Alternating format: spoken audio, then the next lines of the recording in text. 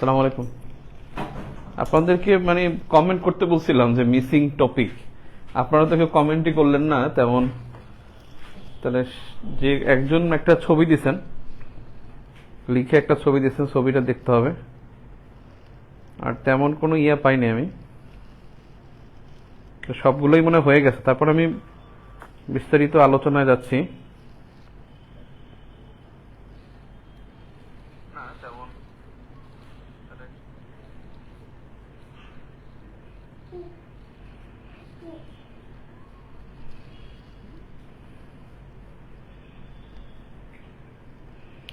একজন বলছে legal framework order 1970। Legal framework অর্ডারটা হলো 1970 সালে, যেটা ইয়াহিয়া খান দিয়েছিলেন। ইয়াহিয়া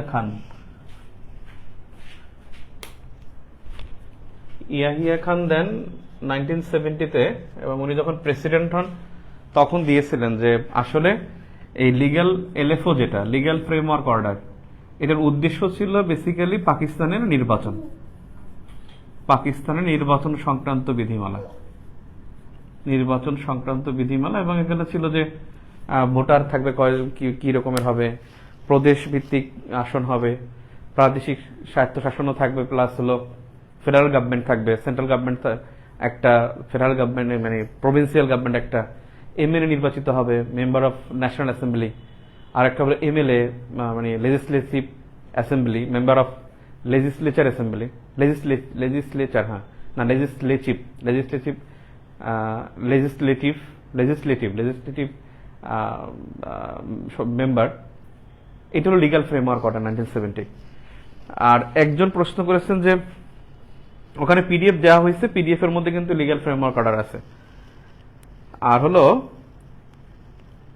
আরেকজন একটা দিচ্ছেন যে নেতৃত্ব কি, বঙ্গবন্ধুর ক্যারিসমেটিক নেতৃত্ব সম্পর্কে আলোচনা করুন। এখন নেতৃত্বের গুণাবলী, নেতৃত্ব কি, নেতৃত্ব কিন্তু আপনি দেখেন পরিণীতি দ্বিতীয় পত্র বইয়ের মধ্যে নেতৃত্ব শব্দটা, নেতৃত্বর সংজ্ঞাটা দেয়া আছে। পরিণীতি আপনাদের কিন্তু পরিণীতি বইটা সংগ্রহ করতে বলছিলাম, প্রথম পত্র এবং দ্বিতীয় পত্র। আর এখানে বঙ্গবন্ধুর যে ক্যারিসমেটিক নেতৃত্ব সেটা সম্পর্কে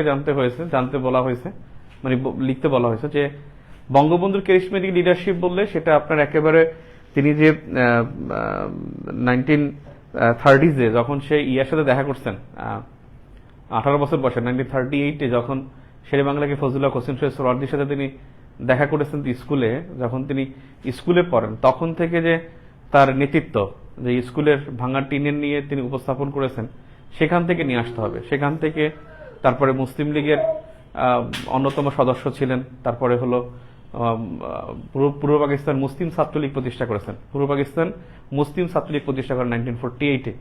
এই যে নেতৃত্ব, তারপরে হলো তার নেতৃত্বের গুণাবলীর মধ্যে ছিল যে তিনি ছাত্রলীগের ছাত্র নেতৃত্ব দিয়েছেন, তারপরে হলো তিনি কনিষ্ঠতম মন্ত্রিত্ব লাভ করেছেন, তিনি মন্ত্রিত্ব ছেড়ে দিয়েছেন 1957-এ। তিনি মন্ত্রিত্ব ছেড়ে দিয়ে তিনি আওয়ামী লীগের ভারপ্রাপ্ত সভাপতি দায়িত্ব গ্রহণ করেছেন। এরপরে তিনি চাকুরি ছেড়ে দিয়ে তারপরে তিনি আবার দলের মানে চা বোর্ডের চাকরি ছেড়ে দিয়ে আবার হলো দলের নেতৃত্ব নিয়েছেন। তারপরে হলো তিনি 62 সালে আগরতলায় গিয়ে তিনি ত্রিপুরার যে মুখ্যমন্ত্রী, তার সাথে তিনি শচীন্দ্রলাল তার সাথে যে বৈঠক করেছেন, এবং এই বৈঠকটির ব্যাপারে বলা হয়েছে। আমি কল করবো একটু, আমি ক্লাসে। তো বিষয় হচ্ছে যে সেখান থেকে আসবেন, 6 দফার উত্থাপন করার কথা বলবেন, তারপরে তিনি কতদিন জেল খাটছেন সেটা, যে 4675 দিন তিনি স্বাধীনতার জন্য জেল খাটছেন, এবং সরকারি হিসেবে 3053 দিন, এইটা উপস্থাপন করবেন। দেন হলো আপনার স্বাধীনতা ঘোষণার কথা উপস্থাপন করবেন, তারপরে হলো বাংলাদেশের নেতৃত্ব নেয়া, এবং তিনি জীবদ্দশায় 126টি দেশের স্বীকৃতি, এবং বঙ্গভবনের তালিকা আছে 146টি, মুক্তিযুদ্ধ মন্ত্রণালয় হিসেবে 126, আর বঙ্গভবনের তালিকা আছে 146টি। 146টি দেশের তিনি স্বীকৃতিপত্র গ্রহণ, মানে স্বীকৃতি আদায় করেছেন বাংলাদেশের পক্ষে, এবং 17টি সংস্থার সদস্যপদ লাভ করেছে তার নেতৃত্বে। তার মানে বঙ্গবন্ধুরই কাশ্মীরি নেতৃত্ব বলতে এটাকে ডিফেন্ড করবে। এটা পরীক্ষা আসছিল, এটা এরকম হুবহু কোশ্চেন আর আসবে কিনা বলা যায় না।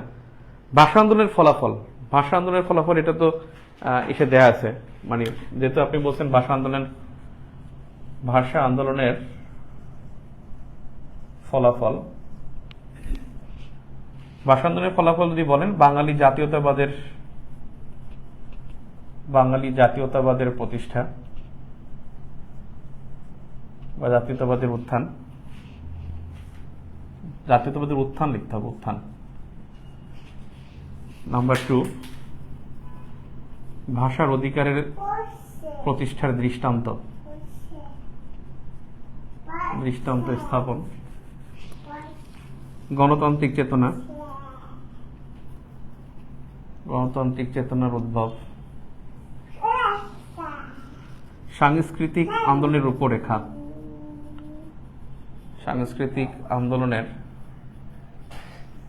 রূপরেখা, দেখা যায় আল্লাহ জানে, সাংস্কৃতিক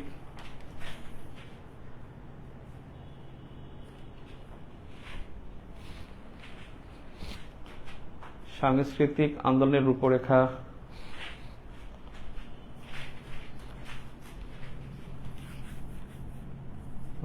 প্রণয়ন।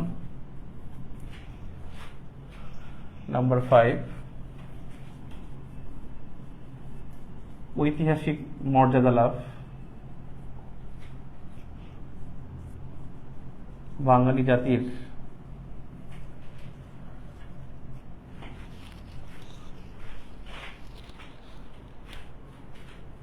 জাতির অধিকার আদায়। এই তো, এখানে জাস্ট অবজেক্টিভ স্টাইলে আপনি 5টা পয়েন্ট দিলে খুবই সুন্দরভাবে উত্তর হবে। একটা গুরুত্বপূর্ণ বিষয়, স্বাধীনতা ইশতেহার ঘোষণার মধ্যে পার্থক্য কি? স্বাধীনতার ইশতেহার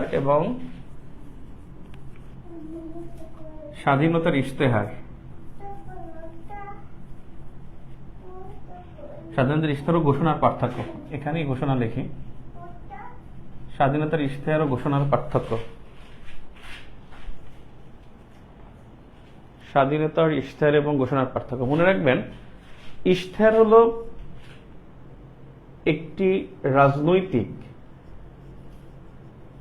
দলের আনুষ্ঠানিক ঘোষণাপত্র, ইশতেহার বলতে এটাকে বোঝায়। আর স্বাধীনতার ঘোষণা যেটা, এটা হলো যে আনুষ্ঠানিক মত প্রকাশকে বোঝায়। এই দুইটা দিয়ে শুরু করে এরপরে আপনি নিচে যে জিনিসটা লিখবেন সেটা, ইশতেহারটা হলো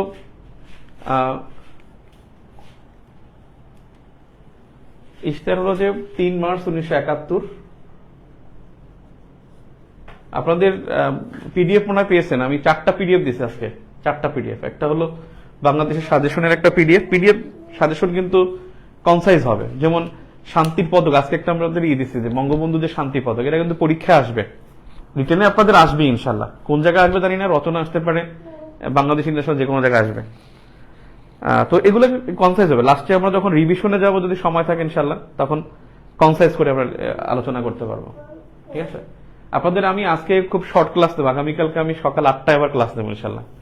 আমি আজকে সারাদিন, মানে শুক্রবার দিন এত প্যারা থাকে, সামাজিক পারিবারিক একটা বিষয়।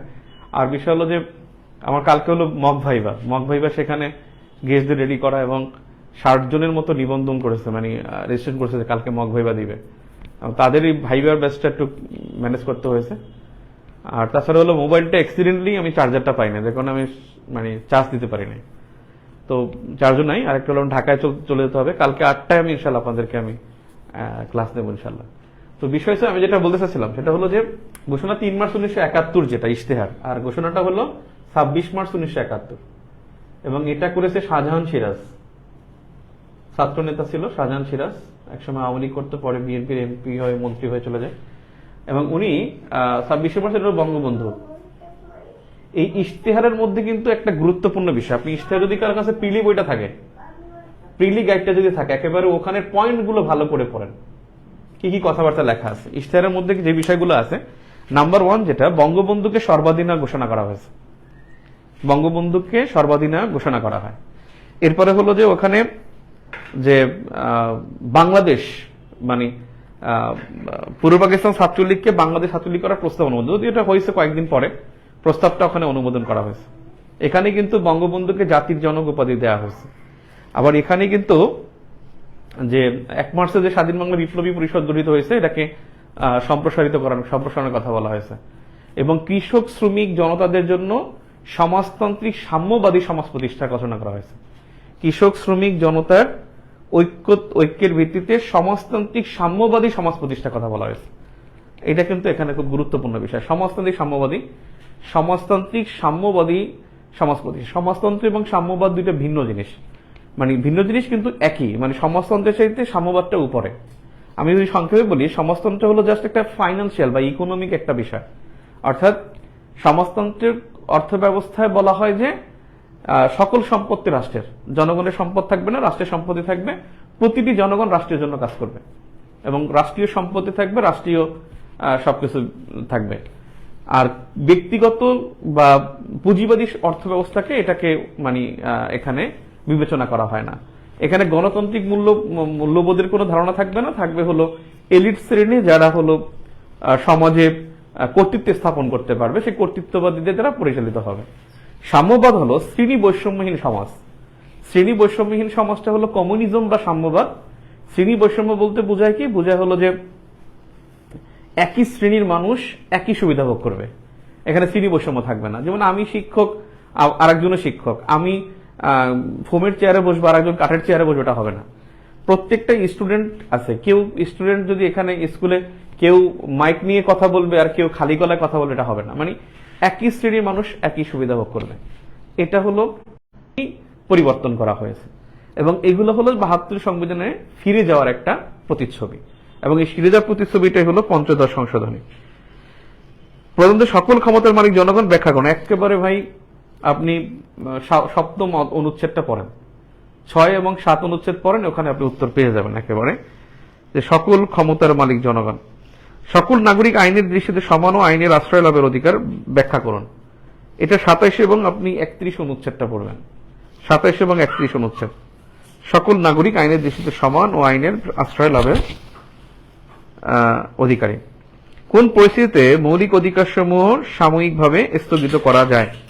জরুরি অবস্থার সময়। জরুরি অবস্থার সময় মৌলিক অধিকারগুলো সাময়িকভাবে স্থগিত করা যায়, তাও কিন্তু সব না, ৬টি অনুচ্ছেদ জরুরি অবস্থার মধ্যে ৬টি। এই জন্য বলি যে প্রিডির, আপনি আপনাদের কাছে বলি যদি প্রিডি বেসিক ভিউটা থাকে, সংবিধানের প্রিডির গাইডটা ভালো করে পড়ে যান, ভালো করে প্রিডির গাইডে যে আছে একেবারে, তারপর পড়াও আছে যারা বেসিক ভিউ পড়ছেন, প্রিডির সংবিধান অংশটা একবারে একটা টানা দেন।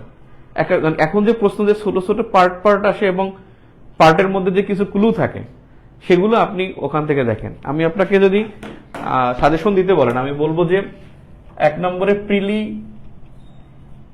প্রিলি গাইড বেসিক ভিউ, একবার রিডিং সংবিধানের জন্য, একবার রিডিং। নাম্বার 2 যদি বলেন, সেটা বলবো আমি যে যে কোনো গাইড থেকে বিগত পড়া, বিগত রিটেন প্রশ্ন। এখানে অনেক গদবাঁধা লেখা, প্রচুর গদবাঁধা লেখা। এবং আমি মনে করি যে প্রিলির যে মানে যে কোনো বিগত প্রশ্নের, যেটা আমি যে আপনাদের বিগত প্রশ্নের যে আলোচনাটা করছিলাম ওই যে আউটলাইনের মধ্যে, ওই আলোচনাটা কিন্তু ফোকাস করেন, ওই আলোচনাটা ফোকাস করে তারপরে এখানে পড়তে যান। আর নাম্বার 3 হলো বিশেষ করে ১৫২ অনুচ্ছেদটা একটু ভালো করে দেখেন। এই অনুচ্ছেদটা ভালো করে পড়তে হবে, কারণ এখানে ছোট ছোট বিষয় আছে। রাজনৈতিক দল কাকে বলে, পুলিশ প্রতিষ্ঠার কথা বলা হয়েছে এখানে, ছোট ছোট দেখবেন অনেক ছোট ছোট টার্মিনোলজি আছে, সেগুলো ওই ১৫২ অনুচ্ছেদ থেকে পাবেন। ঠিক আছে, এই 3টা জিনিস পড়েন। ঠিক আছে, আর আপনাদের সাথে আমার কালকে দেখা হবে ইনশাল্লাহ, কালকে 8টায় ইনশাল্লাহ, কালকে 8টা থেকে 10টা পর্যন্ত ক্লাস নেবো, 10টা থেকে ভাইবা আগামীকাল 8টায় ক্লাস হবে ইনশাল্লাহ। আমি পোস্ট দিয়ে দিচ্ছি সকাল 8টায়, আর বিকেল 4:30টায় পরীক্ষা, সেটা আমার পরীক্ষা গ্রুপে আমি জানিয়ে দিয়েছি, এবং যারা অনলাইন পরীক্ষা দিবে তাদেরও অনলাইন গ্রুপে জানিয়ে দেওয়া হচ্ছে। ঠিক আছে, থ্যাংক ইউ। আজকে এ পর্যন্তই। I am sorry to say, কালকে 8টায় দেখা হবে ইনশাল্লাহ।